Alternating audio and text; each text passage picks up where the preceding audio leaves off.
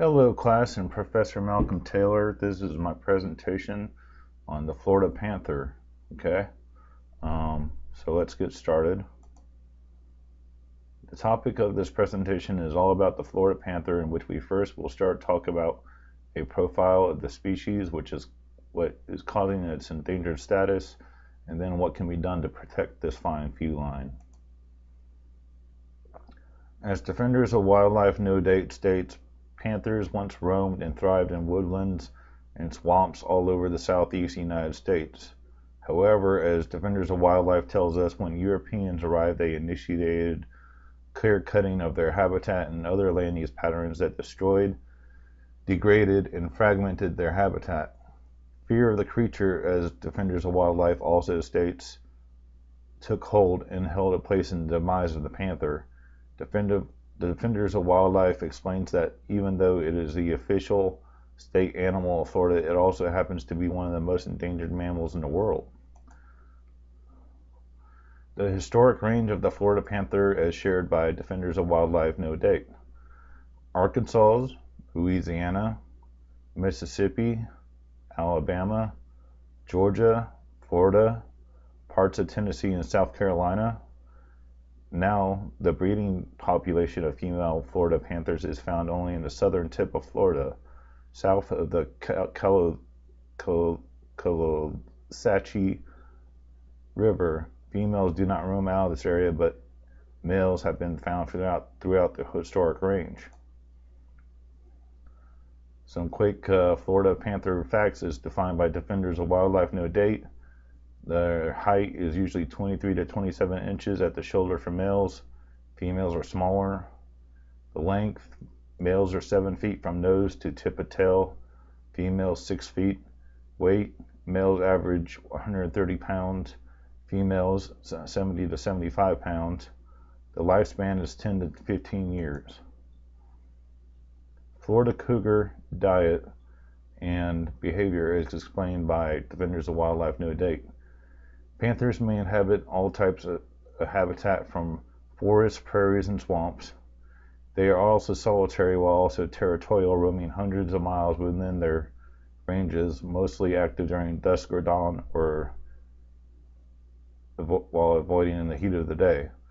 Males have a home range of around 200 square miles, and while females typically range in around 75 square miles. Panthers are usually silent, but do communicate vocally through growls and whistles and such, with females vocalizing their readiness to mate by such actions as yowling. Their diet includes white-tailed deer, but they also hunt feral hog, rabbit, raccoon, armadillo, birds, and other animals. As Defenders of Wildlife No Date states regarding population and reproduction, rarely do all kittens thrive. Kittens are born with dark spots that soon fade away as they become adults, staying with their mother for up to 2 years. Mating season is throughout the year, with a peak in winter or spring. Gestation is about 90 days. The litter size is 1 to 4 kittens. Estimated at 100 to 180 adults and subadults in South Florida is the only known breeding population. Main reasons for Florida panther decline, as mentioned by Defenders of Wildlife No Date: habitat loss caused by overdevelopment in Florida, especially in the southern part, for human needs such as suburbanization, farms, and roads, fragment the panther's habitat and degrade the surrounding available habitat.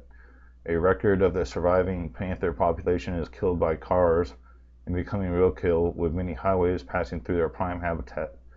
Intolerance is also another important reason for their decline, with the public living in fear of sharing space with a large living predator that they believe may harm them or animals such as livestock or dogs.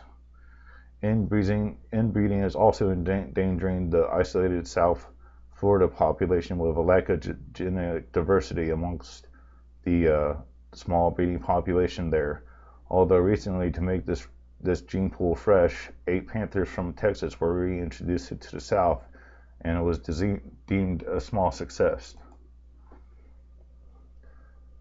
As the Florida Fish and Wildlife Commission states, these are additional threats to the Florida panther: institutional constraints, threats, habitat degradation, public perceptions, habitat loss, inbreeding, disease, inbreeding threatens populations, habitat fragmentation, mercury and other environmental contaminants, insufficient large prey.